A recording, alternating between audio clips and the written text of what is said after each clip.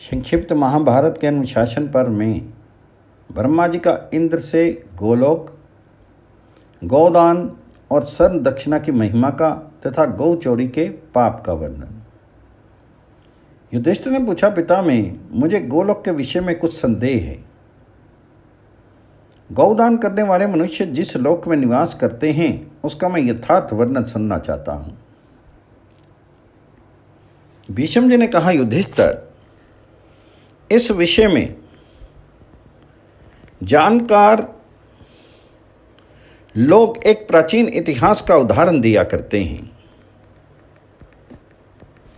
एक बार इंद्र ने ब्रह्मा जी से इस प्रकार प्रश्न किया, भगवान, मैं देखता हूं गोलोक निवासी पुरुष अपने तेज से स्वर्गवासियों की कांति फीकी करते हुए उन्हें लांघकर आगे चले जाते हैं।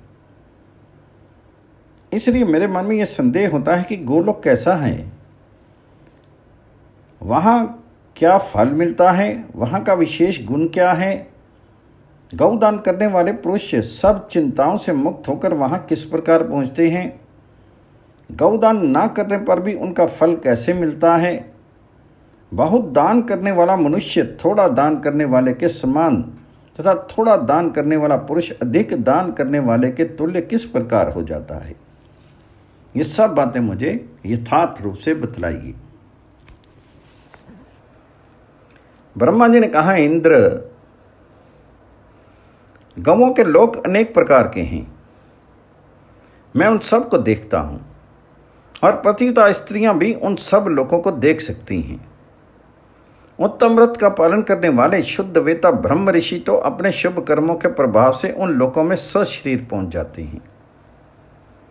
श्रेष्ठ व्रत के आचरण में लगे हुए योगी पुरुष समाधि अवस्था में अथवा मृत्यु के समय जब शरीर से संबंध त्याग देते हैं तो अपने शुद्ध चित्त के द्वारा स्वप्न की भांति दिखने वाले उन लोगों को यहां से भी दर्शन करते हैं। अब तुम उन लोगों के गुणों का वर्णन सुनो। वहां काल, बुढ़ापा अथवा अग्नि का जोर नहीं चलता, किसी का किंचित भी अमंगल नहीं होता। वहां पर ना रोग हैं ना शोक हैं। इंद्र, वहाँ की गौएं अपने मन में जिस जिस वस्तु की इच्छा करती हैं वह सब उन्हें प्राप्त हो जाती हैं। यह मेरी प्रत्यक्ष देखी हुई बात है। वे जहाँ जाना चाहती हैं जाती हैं, जैसे चलना चाहती हैं चलती हैं और संकल्प मात्र से ही संपूर्ण कामनाओं का उपभोग करती हैं। बावड़ी, तालाब, नदियाँ, तरह तरह के वन, ग्रह, पर्वत आदि सभी वस्तुएं वहाँ पर उपलब्ध हैं जो संपूर्ण प्राणियों को मनोरम जान पड़ती हैं। वहाँ की वस्तुओं पर सबका समान अधिकार दिखा जाता है। इतना विशाल दूसरा कोई लोक नहीं है। जो पुरुष सब कुछ सहने वाले, क्षमाशील, दयालु, गुरुजनों की आज्ञा में रहने वाले और अहंकार रहित हैं, उन्हीं का गोलोक में प्रवेश होता है। जो किसी का मांस नहीं खाता, जिसका हृदय पितृ भावों से भरा हुआ है, जो धर्मात्मा, माता पिता का भक्त, सत्यवादी, ब्राह्मणों की सेवा में संलग्न, निंदा से रहित, गौ और ब्राह्मणों पर क्रोध न करने वाला, धर्मपरायण, गुरु सेवक, जीवन भर सत्य का व्रत लेने वाला, दानी, अपराधी को भी क्षमा देने वाला, मृदुल, जितेंद्रिय, देव पूजक, सबका आतिथ्य सत्कार करने वाला तथा दयावान है। ऐसे ही गुण वाला मनुष्य उस सनातन एवं अविनाशी गोलोक में जाता है। पारस्त्रीगामी, गुरु हत्यारा, असत्यवादी, बकवादी, ब्राह्मणों से वैर रखने वाला, मित्रद्रोही, ठग, कृतघ्न, शठ, कुटिल, धर्मद्वेषी और ब्रह्म हत्यारा, इन सब दोषों से युक्त दुरात्मा मनुष्य मन से भी कभी गोलोक का दर्शन नहीं पा सकता, क्योंकि वहां पुण्य आत्माओं का निवास है। इंद्र, ये सब मैंने विशेष रूप से गोलोक का महात्म्य बताया है। अब गौदान करने वालों को जो फल प्राप्त होता है उसे सुनो। जो पुरुष अपनी पैतृक संपत्ति से प्राप्त हुए धन द्वारा गौएं खरीद कर दान करता है, वह उस धन से धर्मपूर्वक उपार्जित किए हुए अक्षय लोकों को प्राप्त होता है। पिता के हिस्से से जो जो गौएं न्यायपूर्वक प्राप्त हुई हों, उनका दान करने से दाता को अक्षय लोक मिलते हैं। जो पुरुष दान में गौ लेकर फिर उसका शुद्ध हृदय से दान कर देता है, उसे भी अक्षय लोकों की प्राप्ति होती है। जो जन्म से भी सदा सत्य बोलता, जितेंद्रिय रहता, गुरु तथा ब्राह्मण के अपराध को सह लेता और क्षमावान होता है, वह गोलोक में जाता है। ब्राह्मण को कभी कुवाच्य नहीं बोलने चाहिए और मन से भी गौओं की बुराई नहीं करनी चाहिए। जो ब्राह्मण गौओं के समान वृत्ति से रहता है, गौओं को घास आदि खिलाता है और सत्य एवं धर्म से में प्रायण रहता है, वह यदि एक गौ भी दान करे तो उसे 1000 गौ दान के समान फल मिलता है।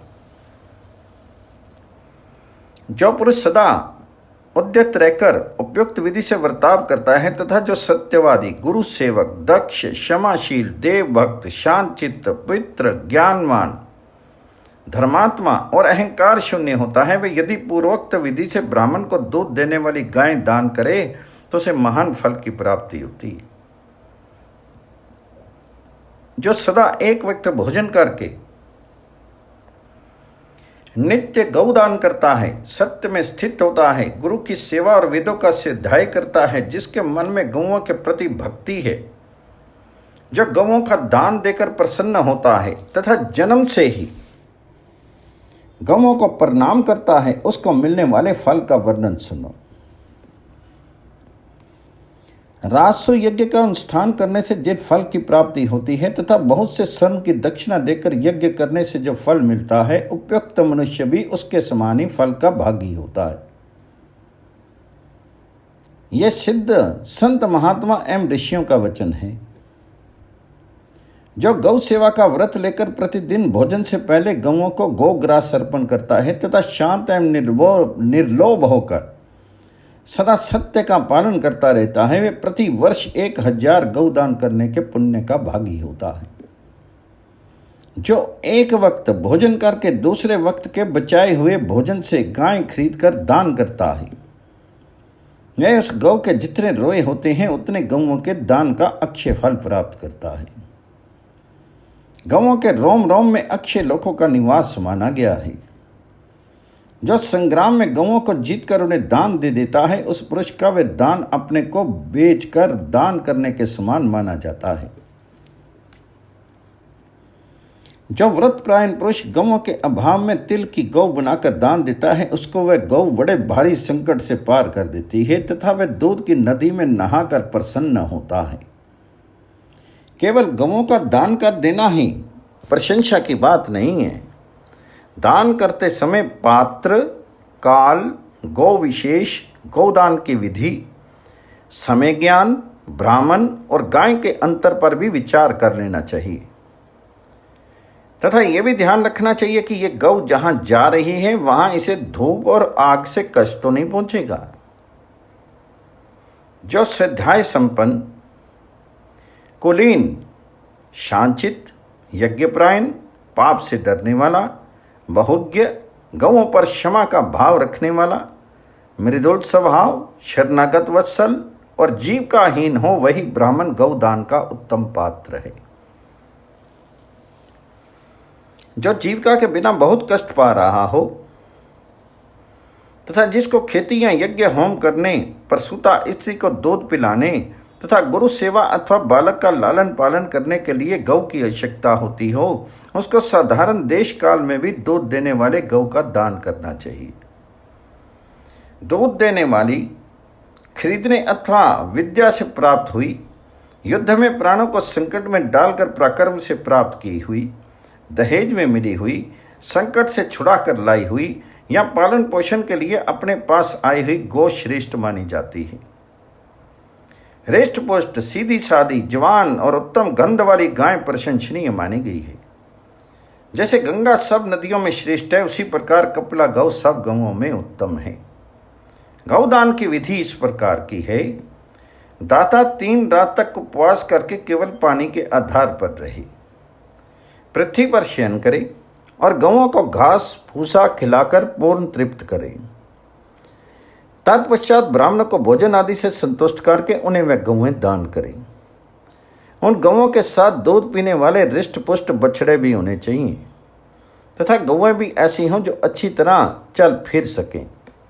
गौदान के पश्चात 3 दिन तक केवल गौ रस पीकर रहना चाहिए।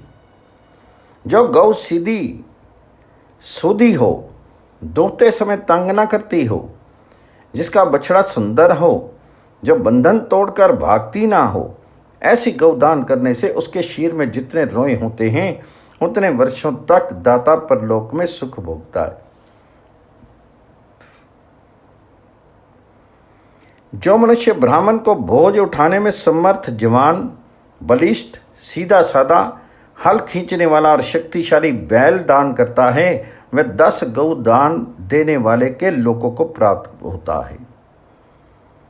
जो दुर्गम वन में फंसे हुए ब्राह्मणों और गौओं का उद्धार करता है, वह एक ही क्षण में समस्त पापों से मुक्त हो जाता है तथा उसे नाना प्रकार से दिव्य लोकों की प्राप्ति होती है।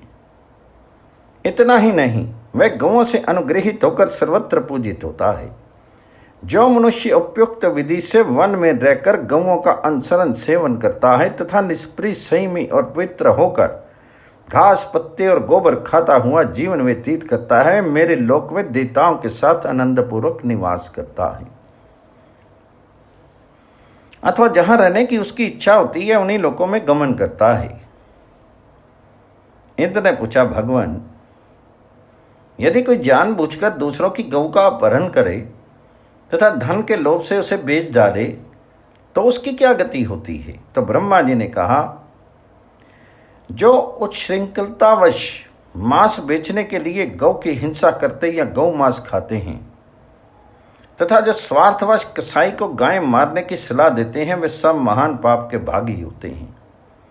गौ को मारने वाले, उसका मांस खाने वाले तथा उसकी हत्या का अनुमोदन करने वाले पुरुष गौ के शीर में जितने रोए होते हैं उतने वर्षों तक नरक में पड़े रहते हैं।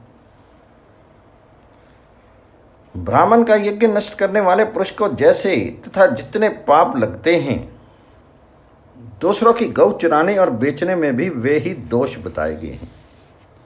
जो दूसरों की गाय चुराकर ब्राह्मणों को दान करता है, वह गौ के दान का पुण्य भोगने के लिए जितना समय शास्त्रों में बताया गया है उतने ही समय तक नरक भोगता है।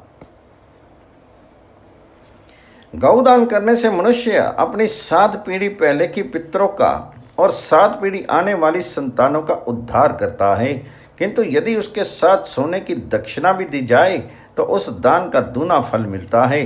स्वर्ण का दान सबसे उत्तम दान है। स्वर्ण की दक्षिणा सबसे श्रेष्ठ है तथा पवित्र करने वाली वस्तुओं में स्वर्ण ही सबसे अधिक पावन है। स्वर्ण संपूर्ण कुल को पवित्र करने वाला बताया गया है। इस प्रकार मैंने तुमसे संक्षेप में दक्षिणा की बात बताई है। भीष्म जी कहते हैं, युधिष्ठिर, उपयुक्त उपदेश ब्रह्मा जी ने इंद्र को दिया। इंद्र ने राजा दशरथ को, राजा दशरथ ने अपने पुत्र श्री रामचंद्र जी को, श्री रामचंद्र जी ने प्रिय भ्राता लक्ष्मण को और लक्ष्मण ने वनवास के समय ऋषियों को दिया था। इस प्रकार परंपरा से प्राप्त हुए इस उपदेश को उत्तम व्रत का पालन करने वाले ऋषि और धार्मिक राजा लोग धारण करते आ रहे हैं। मुझसे मेरे उपाध्याय अर्थात परशुराम जी ने इस विषय का वर्णन किया था।